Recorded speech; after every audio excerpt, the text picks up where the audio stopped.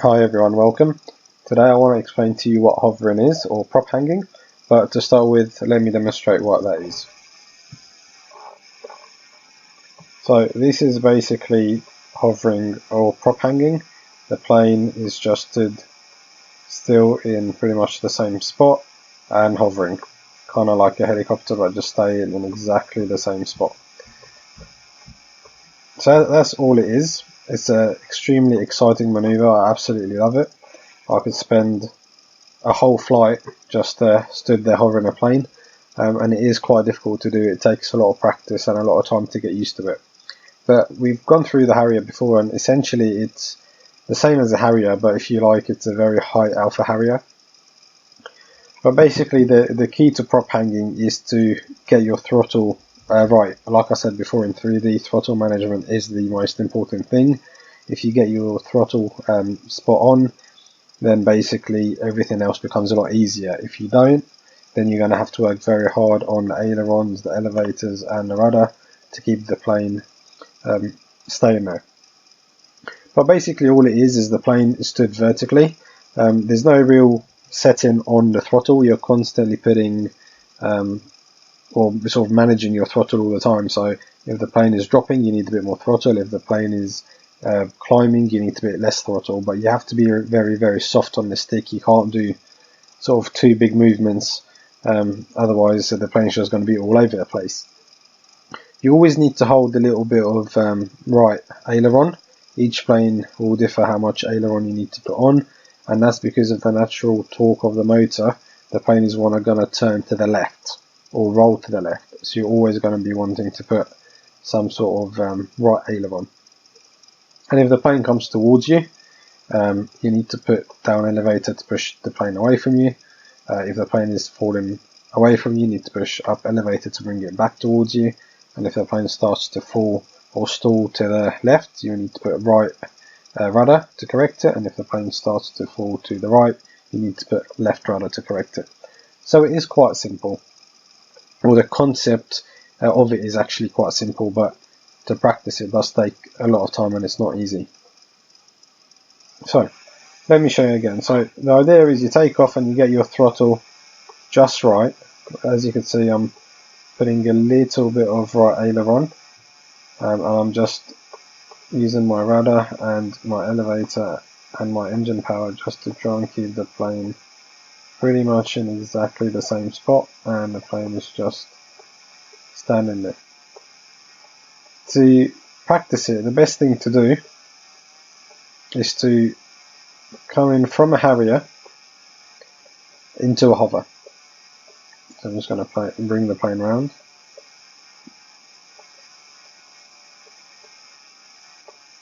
I'm in a Harrier, and I'm just going to bring the plane up into a hover, and it's just standing there still. I'm just adjusting my power depending if the plane is rising or if it's descending. As you can see from my sticks, I'm constantly just doing very, very tiny little adjustments to try and keep the plane there. Now it's actually a lot easier to hover when there's a little bit of wind, let's say 5 mile an hour wind, because the wind actually cushions the plane and just keeps it in that same spot. If there's absolutely no wind, it's actually a little bit harder to hover. So if it's a day where there's a little bit of wind, sort of 5-6 mile an hour wind, it's actually a lot easier. But that is essentially what hovering is. Now what you don't want to do is you don't want to be practicing sort of about here, because if the plane falls, you can very easily, if it stalls and it falls, you can very easily crash. You don't really have much time to recover. So actually when you're practicing, you want to be practicing either really low,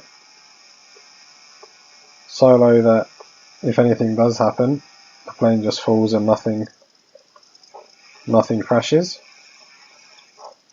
or you want to be practicing a little bit higher up, sort of around here is not a bad height to start practicing,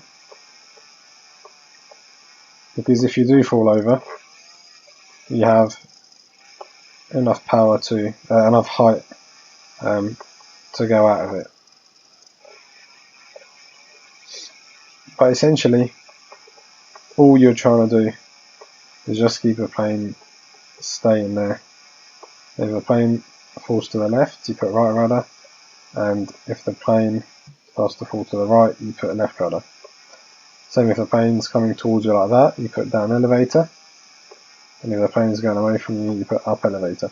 But your movements need to be very, very small. If you start doing this sort of stuff, then the plane's just going to completely go out of control, and you will not be able to get it right. So the key is very, very, very small movement. If you see the plane starting to fall one side, don't start doing stuff like that, because the plane will just go out of control. So again, the key is very, very, very small movements, and the plane will just stay where it is.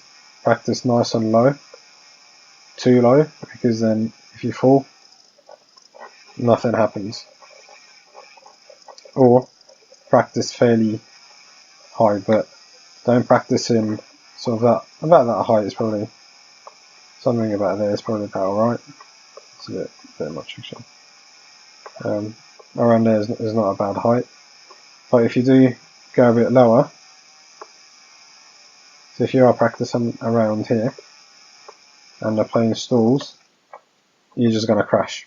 You just don't have the height to recover. So you either want to be very low, so that when the plane falls nothing happens, or you want to be fairly high so that when anything happens you've got space to recover. What you definitely don't want to do is go really, really high. Like you see some people practicing, and they're sort of practicing like, I don't know, up here, and it's very, very hard. I mean, I don't even think I can prop hang that high. The plane just looks different, everything looks different, and I don't even know what I'm doing really. You know, just about hold it. It just looks different, and it's not really fun. You're not really going to learn much. What you really want to do is get nice and low, or to a height that is sort of not too bad around here. And don't do it over trees, because if you fall, you will crash. But that sort of height is not bad.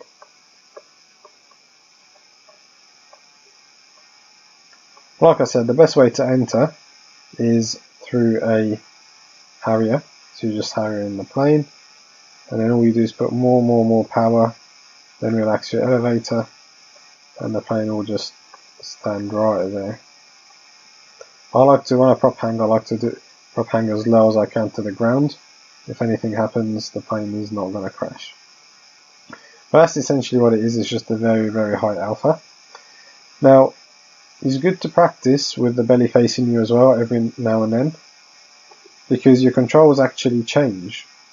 So your rudder and your elevators switch around. So if the tip of the wing falls to one side, you actually need to correct it by pushing the rudder to the same direction, not the opposite direction. So your rudder will switch around. Also your elevators will switch around. So it's good to practice every now and then with the belly facing you. It's a bit harder, your orientation is different, there's a bit more skill in it, but eventually you will get it. Then you'll be able to keep the plane pretty still. As you can see, I'm not 100% with the belly facing me, but I can keep it there. So that is prop hanging. It's extremely fun when you get good at it, and it does take a while, so you know, stay at it, keep practicing. It is a lot of fun, and it's a great maneuver to learn. Okay, and thank you for watching. If you enjoyed it, press the like button and subscribe.